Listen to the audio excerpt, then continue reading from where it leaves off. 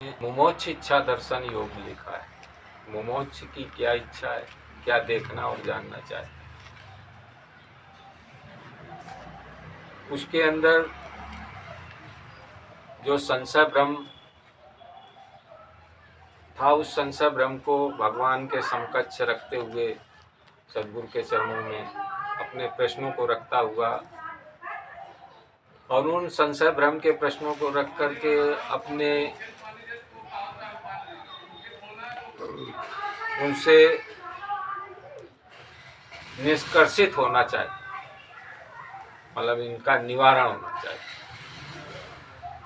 तो भगवान से प्रश्न किए कि श्रुति स्मृति शास्त्र पुराण आदि है पढ़े, यथा विधान कर्मों को करके लखा तो भी चंचलता मेरे मन की मिट्टी।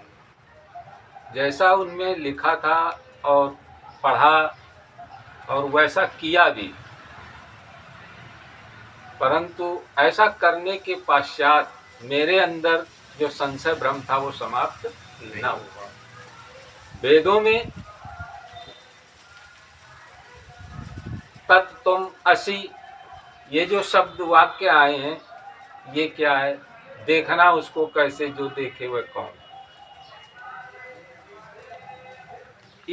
इन्हें देखना और जानना चाहता हूं।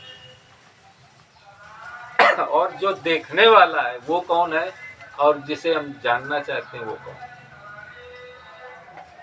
इसी देखने और जानने का ये संशय और ये भ्रम मुमोक्ष के अंदर होता है, और इसी देखने और जानने को ही वो सद्गुरु की शरण में उपस्थित होता है, इस संशय और भ्रम से निवृत्ति होने के लिए। क्योंकि मानव देह जो पाई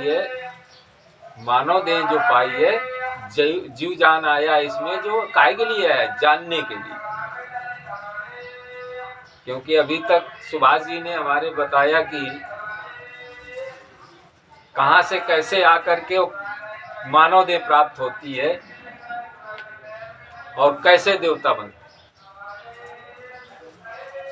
तो देवता जब मनुष्य खानी में आते हैं, जब मनुष्य श्रेष्ठ खानी होती है, यहाँ पर उसे सारे साधन प्राप्त होते हैं, और साधन प्राप्त होने के पश्चात यहाँ पर उसे जीव और जान दोनों प्राप्त हो जाते हैं, जिसे वो जानना चाहता है कि हमारा हेतु क्या है, हम क्यों आए हैं यहाँ, और क्या जानना चाहते हैं।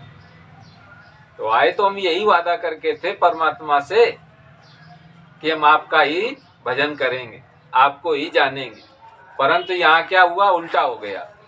कैसे उल्टा हुआ? जैसे भूमि गिरत बा ढावर पानी, अंग अंग माया लपटा।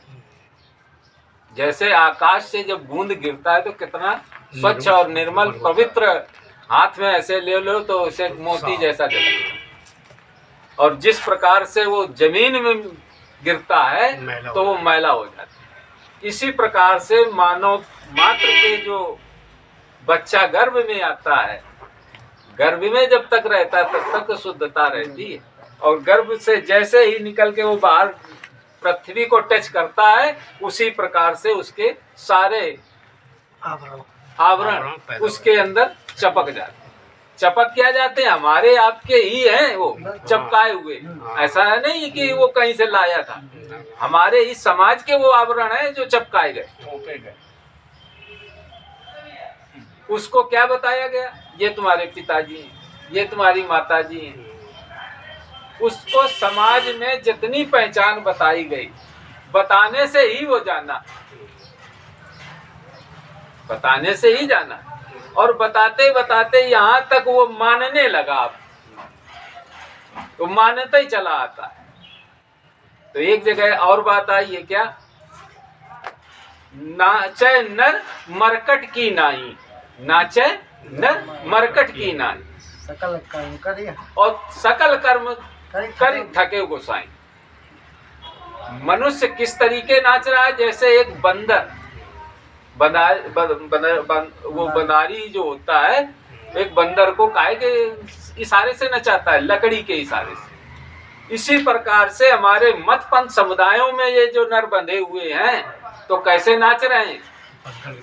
बंदर की तरीके इशारे पे नाच रहे हैं। वहां पर परमात्मा प्राप्ति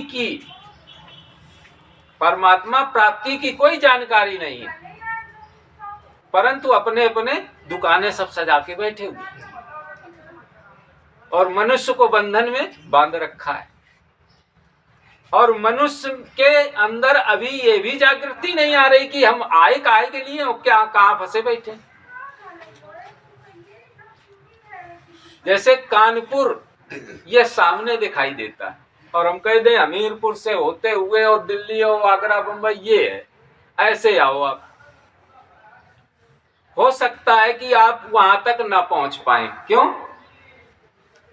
इतना घूम करके जब जाओगे तो हो सकता है कहीं रास्ते में एक्सीडेंट हो जाए या और कोई आपदा या आपका परिवर्तन ही हो जाए, है तो कानपुर प्राप्त नहीं